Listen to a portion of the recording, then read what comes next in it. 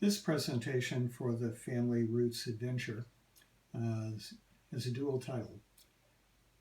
Can't find great Aunt Prudence in FamilySearch or Ancestry? Or what to do when search records doesn't bear fruit? We've all been there. Probably some are still there.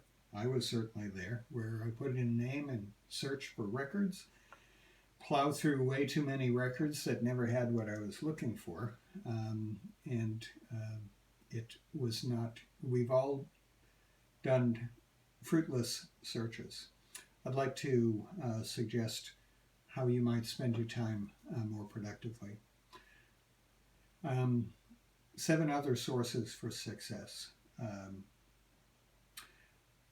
Family history centers and premier databases, family history research strips, search unindexed records in FamilySearch, finding other databases beyond FamilySearch and Ancestry, the FamilySearch Wiki, joining local genealogical societies where one's ancestors lived, and how to get help from FamilySearch support missionaries.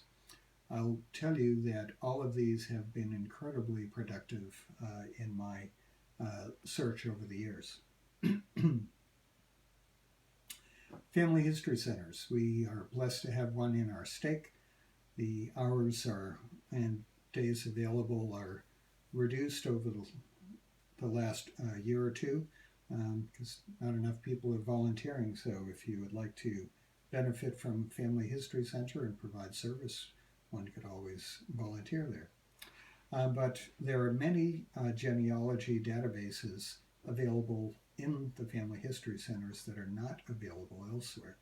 There's a link to the database list. A portion of it is here.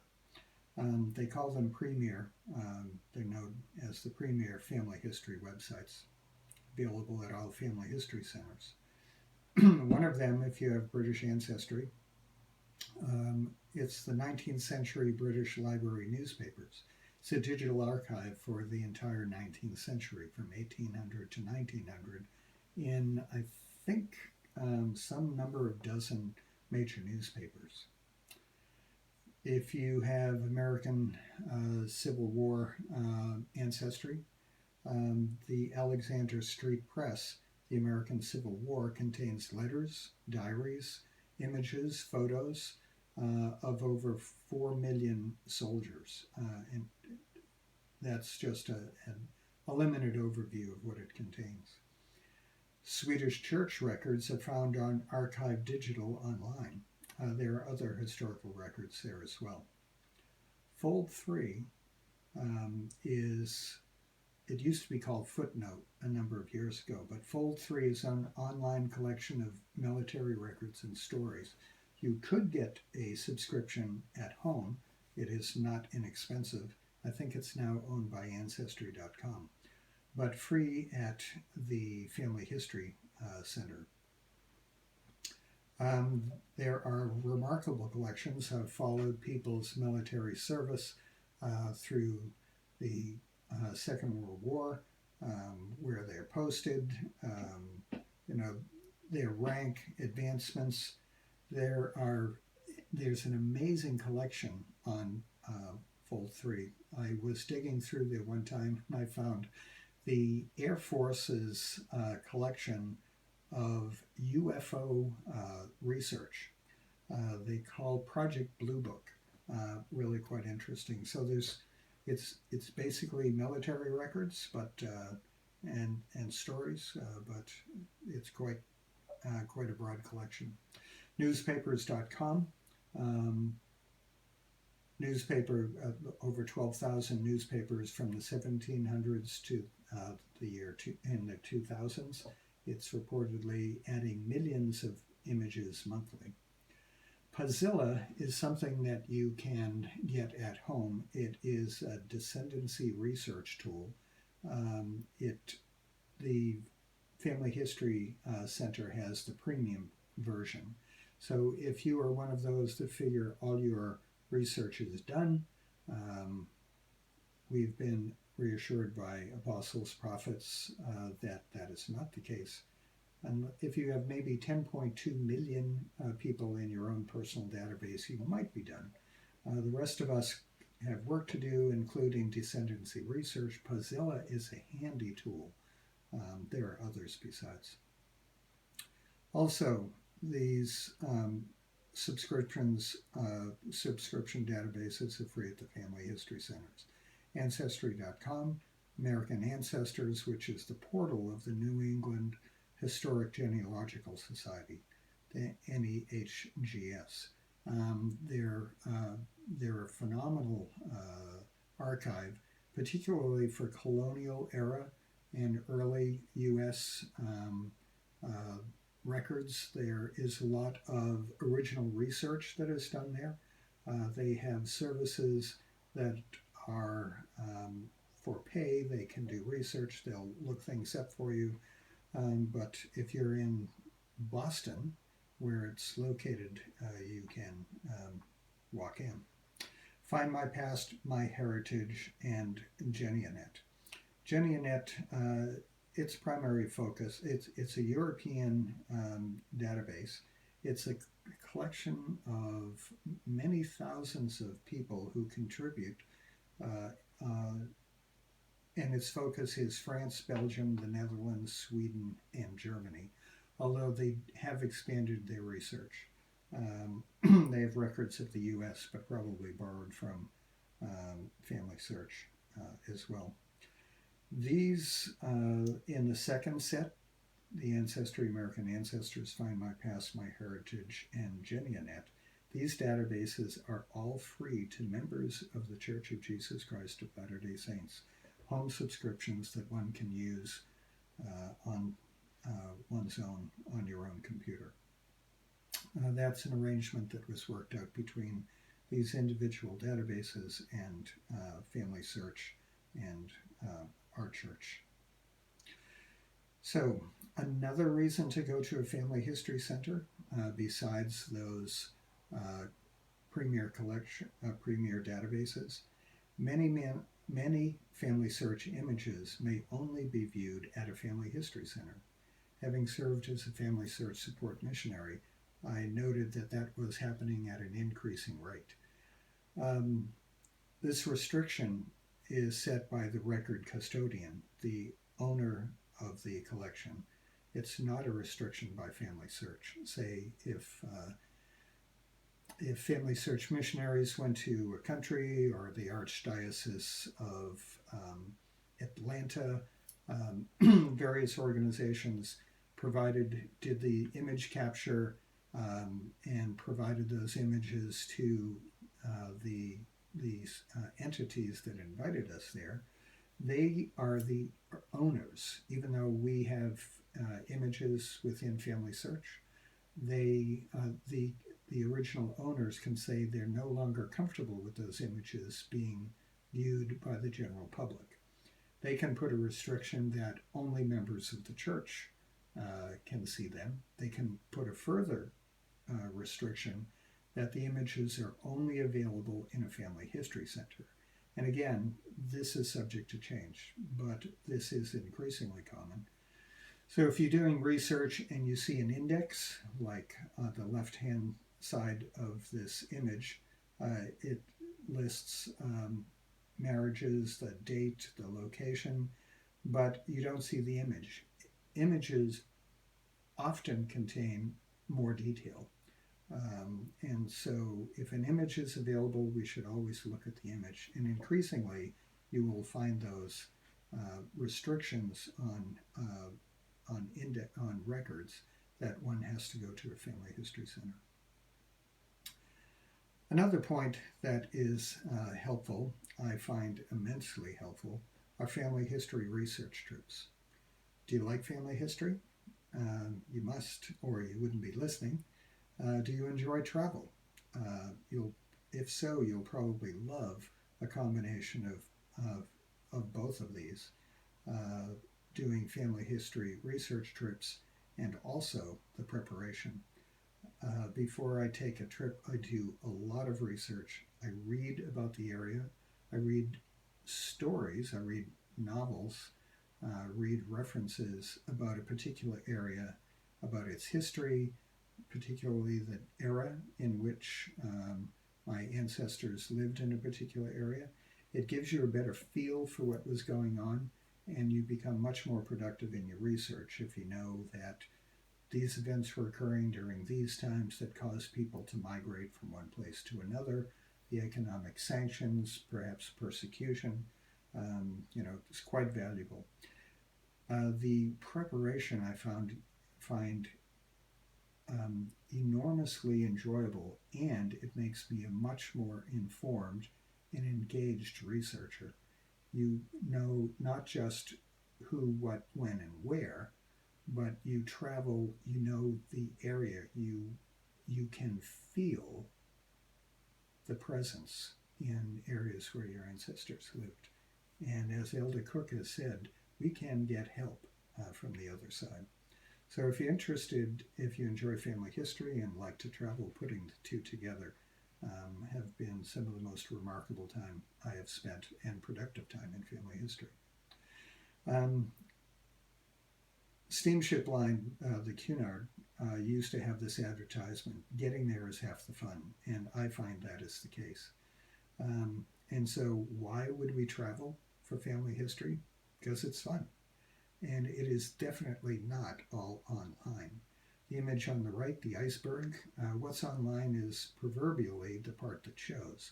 The rest of the information that is available but not online involves going to archives, national, provincial archives, state archives, communicating with historical societies, going to the homes where people lived. I have found relatives, descendants of relatives living in houses where my ancestor lived 150 years previously.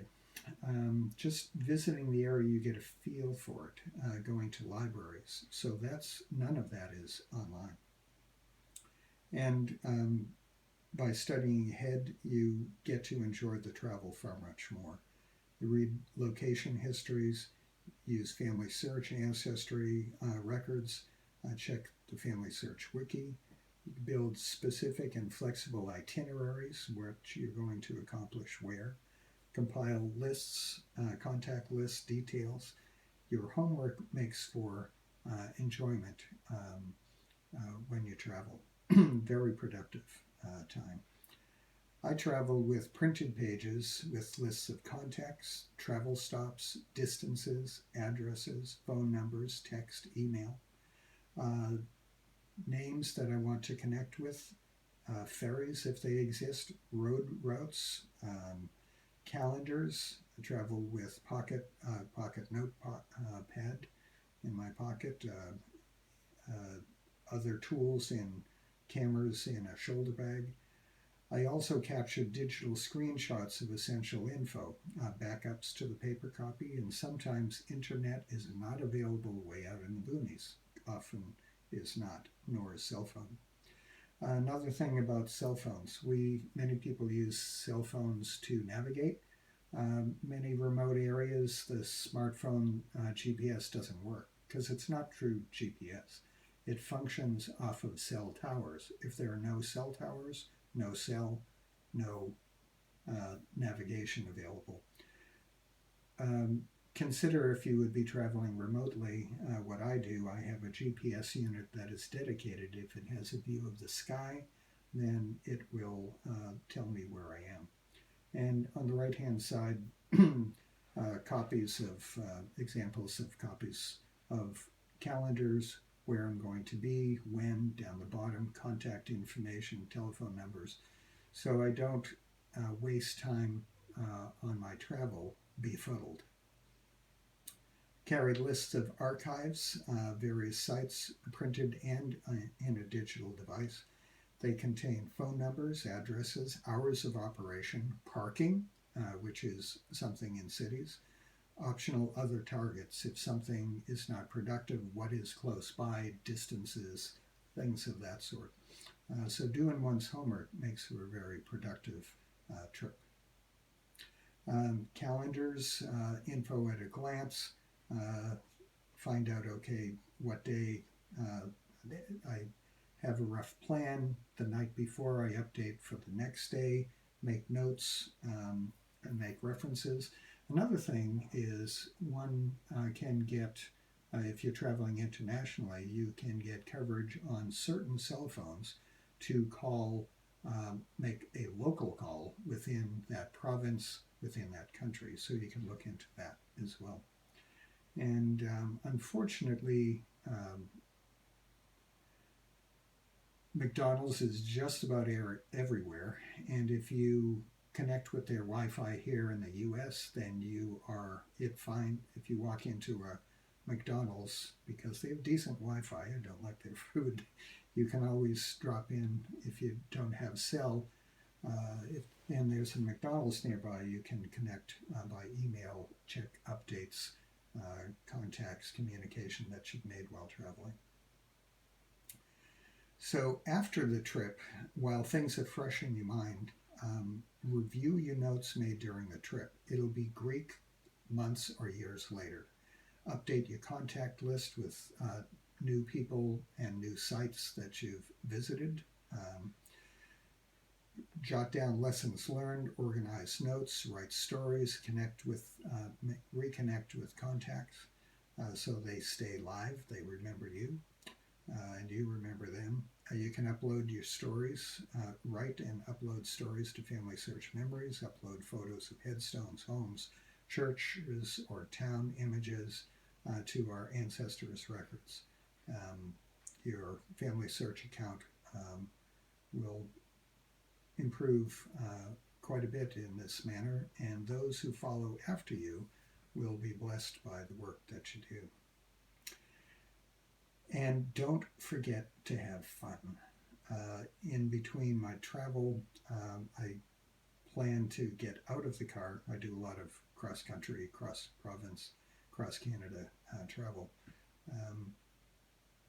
I pick places that'll make me get out, spend some time, and enjoy the scenery between A and B. Third topic that I've found is incredibly valuable is search unindexed browsable record images. It opens record floodgates. FamilySearch plans to digitize and publish all available microfilms in the Granite Mountain Record Vault. We used to be able to order microfilms and search those browsable images. Now they're, I think, just about all digitalized and available online, but unindexed. FamilySearch digitizes records faster than indexers can index them. As a result, not all digitalized records have indexes. Approximately about a year ago, they were at about 70% were not indexed. Only 30% were accessible by a search function in FamilySearch. Most unindexed records are available for us to view. And so I'm not going to show you how to, I'm just going to give you a brief overview of browsable images and how to work them. At the end there and at certain places in the next few slides, there are links to videos that are excellent, that are well worth your time reviewing. 30% of the data on FamilySearch is indexed, 70% is not. So most is not accessible by a search form or by hints that come in.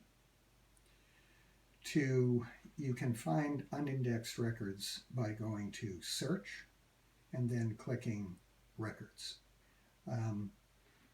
And if you look on the bottom right below the map, you will see browse all published collections. And note the star.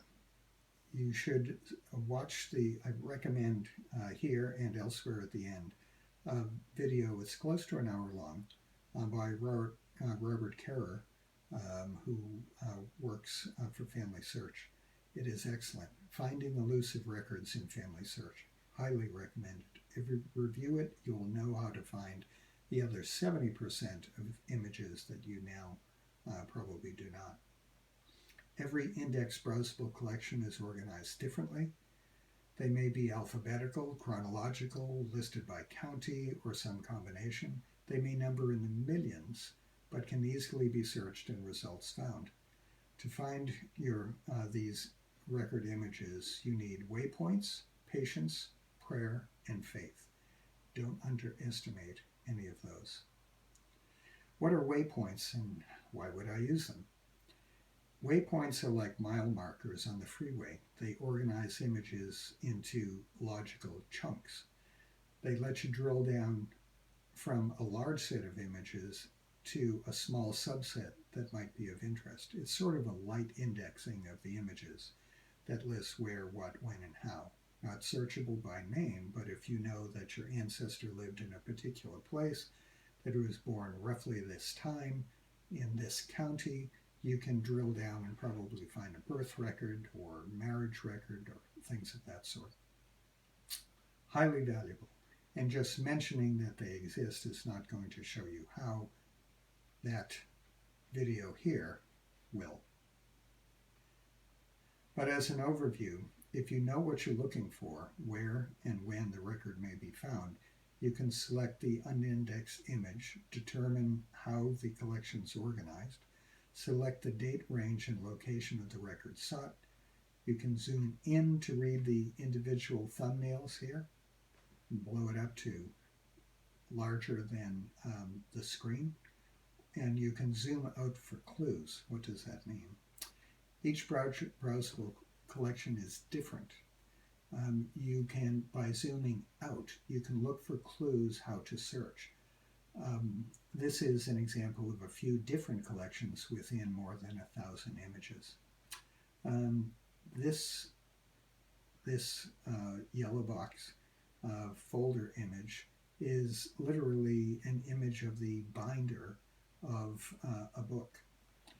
Here you see circled enclosed in yellow box, it says end. It's the end of one collection and the beginning of the next two images later. Well, I'm going to zoom in and look at the description of what is in this particular collection. It might be the county I'm looking for, with the date range I'm looking for, and the record type that I'm looking for. If not, I'll go forward more pages of many different images and look for end, look for beginning, and until I find the information I'm looking for. And again, to become an expert on unindexed browsable images, read that link that is listed here and will be again at the end. It's that important. So a fourth option to improve your searching.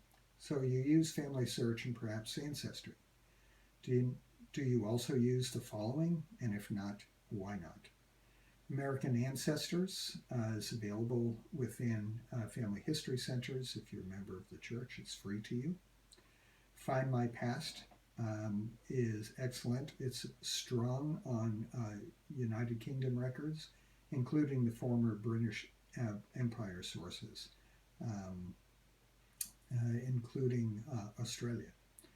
My Heritage is strong source for Europe and Israel. It began in Israel, but it's not just Israeli records. It's much of Europe, and it's as good as all. It's growing greatly. GeniaNet is not well known. It's one of the newer of the big databases. Its focus is on the genealogy of France, Belgium, the Netherlands, Sweden, and Germany, and it's growing quickly. They have their own DNA functionality as well, where you can use your DNA to find others. All of the above also have North American records. These subscription databases are free to all patrons of family history centers and free for a personal subscription, free to members of the Church of Jesus Christ of Latter-day Saints. If you want those and don't know about them, ask a family history consultant in your ward. Call family history of the FamilySearch support missionaries. We'll get to that at the end, how you would go about that. ask the genealogy gurus in your ward or community. So FamilySearch Wiki. This is very, very powerful. There's another presentation on the Wiki that is part of the Family Roots Adventure as well. A little more detail there. There's also a reference to how to use the tool at the end. Use the FamilySearch Wiki. So the FamilySearch Wiki is a tool for finding information about subjects, records that may have been generated about your ancestors, and the places in which the records might be found.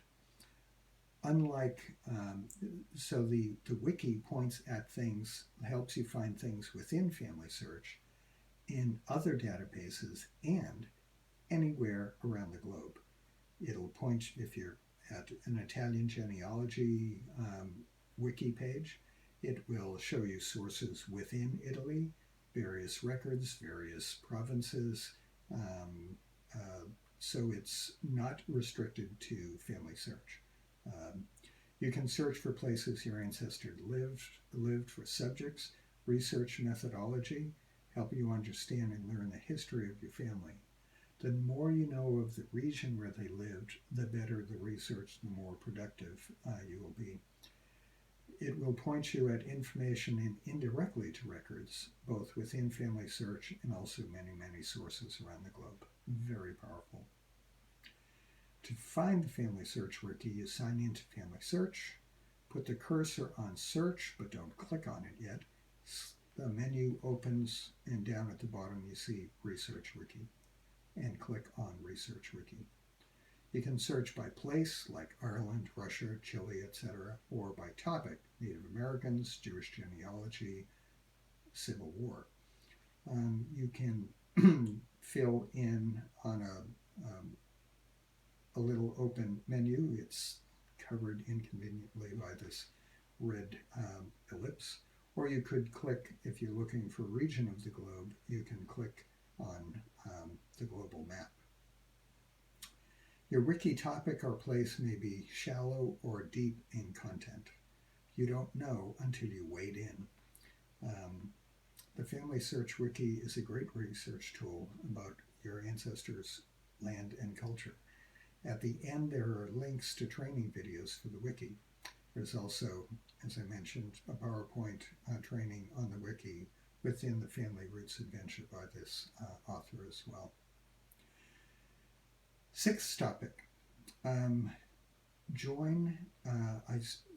would suggest you consider joining local genealogical societies, local as in where your ancestors lived, in another country, another state, another region.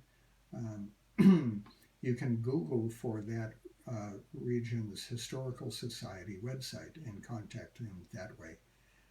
They all have options for how to join. Most of them take credit cards, even if they're overseas. The membership fees are usually modest, and what will that do for you? You can learn about local resources, local record sources that are not within any of the listed databases.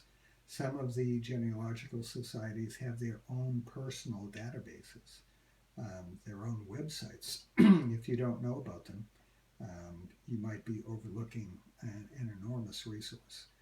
One of my family history research trips connected me to someone in a genealogical society in that town, and communication with them has been enormously productive. Pointed me at an online website that has many, many years of many people's contributions about individual family trees, information you would find no place else. By joining those societies and maintaining periodic correspondences, and definitely if you travel there, you can make friends with locals familiar with the area and the culture. You can maintain valuable ongoing correspondence. It can help you plan for a productive and fun research trip. You have information before you land there, and bottom line, it has worked literally miracles for me. So, Last of all, among various options, people, family history consultants in your ward, friends that are genealogists, people who have good research skills, you can always get help from looking for family search support. And you do that by signing into FamilySearch and push a cursor on Help in the upper right. A menu opens up, and one of the menu options is Contact Us. Click on Contact Us. It opens to this page on the right. The legend is on the left, so what you will see is the box that's on the right.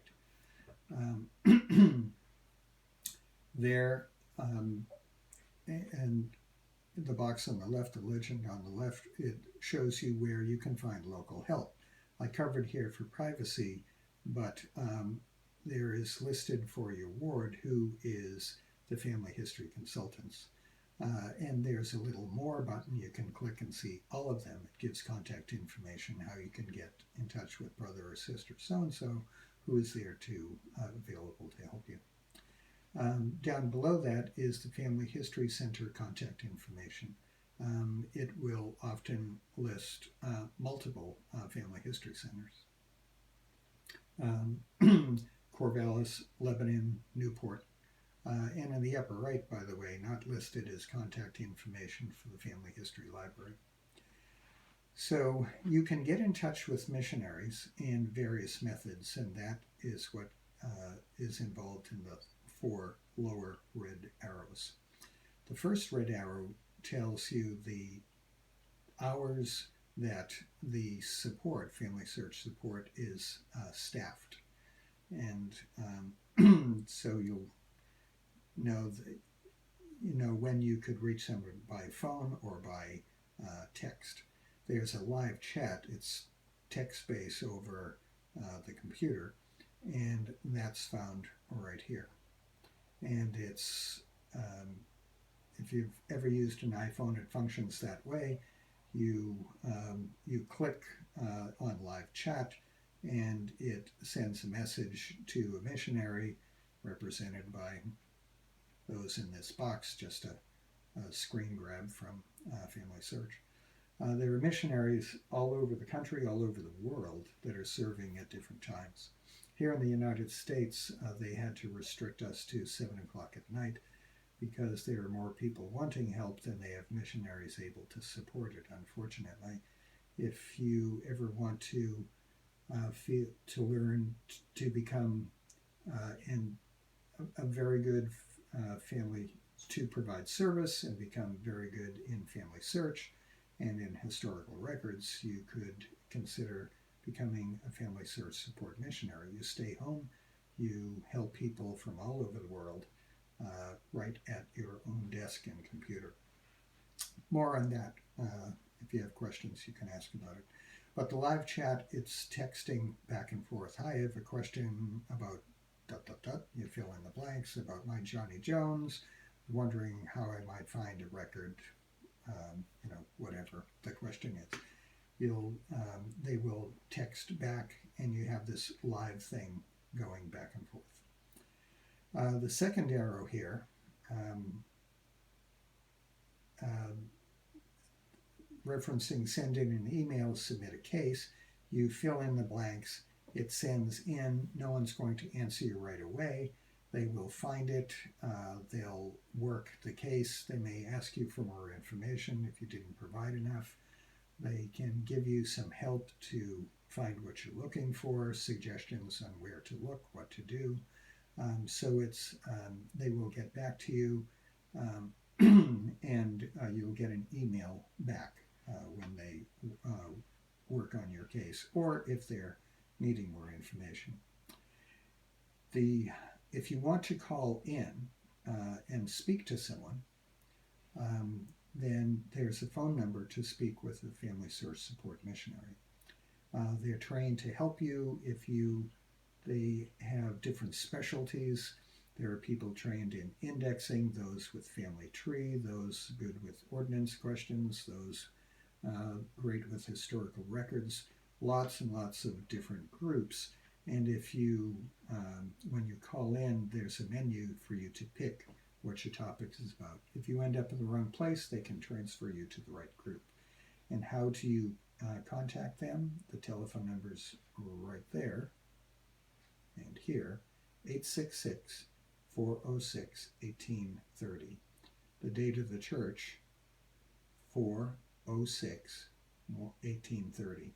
And so if you can't remember it, it's when the church was organized with an 866 free long distance prefix before it. So a lot of information in a short period of time, basically telling you how you can up your game. And there are some links here that Finding Elusive Records in FamilySearch. The link is right here. It's just shy of an hour long. Enormously well worth your time. A short video on the FamilySearch Wiki. It's just under 15 minutes at this link. These are YouTube videos. There's another video on the Wiki, What It Can Do For You by Danielle Batson, and that is longer. I forget that length, but